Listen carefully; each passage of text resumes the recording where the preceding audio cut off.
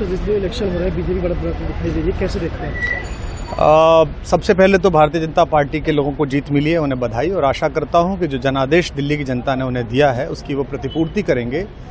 और वे सब आम आदमी पार्टी के लाखों करोड़ों कार्यकर्ता जो अन्ना आंदोलन से आए, जिनके बहुत ही निश्चल, निष्पाप और बड़े भारत की राजनीति को बदलने के सपने की हत्या एक निर्लज्ज, नीच, मित्रहंता, आत्ममुग्ध और चरित्रहीन व्यक्ति ने की, उसके प्रति तो क्या संवेदना। दिल्ली को उससे मुक्ति मिली। और मैं ये जानता हूँ कि अब जो आम आदमी पार्टी में लोग बच गए थे सत्ता के लोभ में, लालच में, पदों के लिए, उस पैसे के चक्कर में, वे सब भी अब वापस जाएंगे, लौटेंगे, कुछ अपने व्यवसायों में लौटेंगे, कुछ पार्टियों में चले जाएंगे। और पतन यहाँ से प्रारंभ हुआ है उन लोगों का। मेरे लिए कोई प्रसन्नता का और दुख का विषय नहीं है, मैं बीच में खड़ा हूँ। प्रसन्नता इस बात की है कि करोड़ों लोगों ने आशा लगाई थी, करोड़ों लोगों ने, लोग अपनी नौकरियां छोड़ के आए थे, व्यवसाय छोड़ के आए थे, दुश्मनियां ली थी लोगों ने, उन सब की हत्या एक आत्ममुग्ध आदमी ने, एक चरित्रहीन आदमी ने अपनी निजी महत्वाकांक्षाओं की पूर्ति के लिए की। उसको दंड मिला, ईश्वरीय विधान से दंड मिला। प्रसन्नता इस बात की भी है कि न्याय हुआ। आज जब कहना नहीं चाहिए, लेकिन आज टीवी पर जब जंगपुरा का निर्णय आया और सामने दिखाई दिया कि मनीष हार गया, तो सदा तटस्थ रहने वाली और राजनीति से विरत रहने वाली मेरी पत्नी जो है, उसकी आंख में आंसू आ गए, वो रोने लगी। क्योंकि उसी से उसने कहा था कि अभी तो है ताकत, और उसने कहा था भैया ताकत सदा तो नहीं रहती।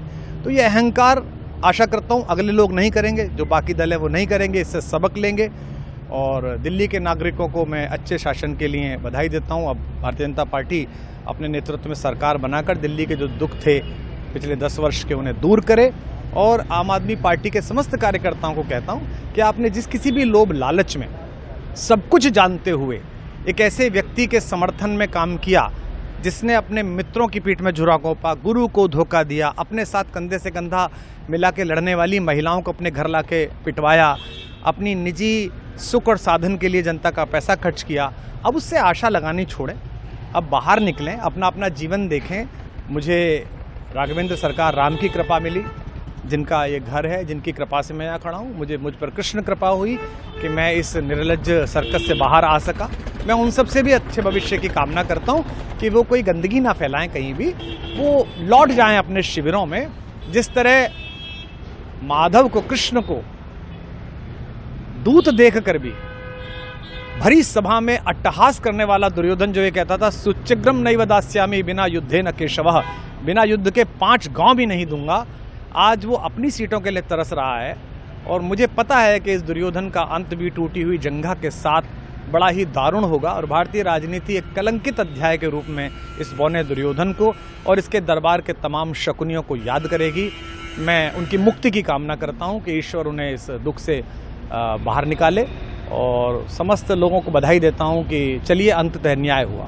सर बात करें दिल्ली के चुनाव या यूपी के उपचुनाव मिर्जापुर को लेकर, चुनाव आयोग पर तमाम तरह के आरोप लगाए जा रहे हैं। अखिलेश यादव ने कल कहा कि वहाँ उपचुनाव में मिलकर, ये राजनीतिक विषय है, इस पर मैं राजनीतिक कार्यकर्ता नहीं हूँ, तो इस पर मेरी टिप्पणी शोभनीय नहीं है, वो आपस में सब जाने। लेकिन दिल्ली के चुनावों को लेकर एक मिश्रित प्रतिक्रिया है।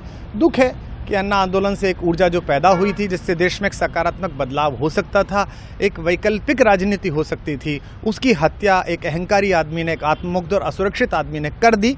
मैं आशा करता हूं कभी ना कभी भारत में ऐसा सूर्योदय किसी न किसी दल में अवश्य होगा, जो भारत को जहां पहुंचना है वहां पहुंचाने का मार्ग प्रशस्त करेगा। बहुत धन्यवाद।